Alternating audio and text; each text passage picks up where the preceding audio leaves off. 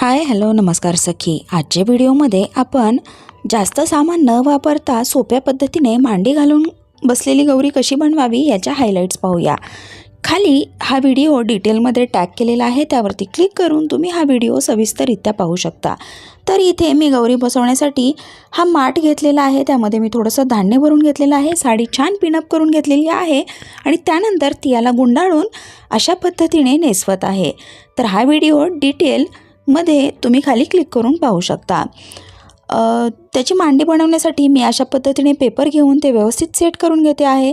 त्यानंतर मी गौरीला दागिने घालते, गौरीचा मुखवटा बसवून त्याला सुंदर पदर देते आणि छान मांडी घालून बसलेली ही गौरी अगदी कमी साहित्यात तयारी होऊन जाते। तर यावर्षी अशी गौरी नक्की तयार करून पहा।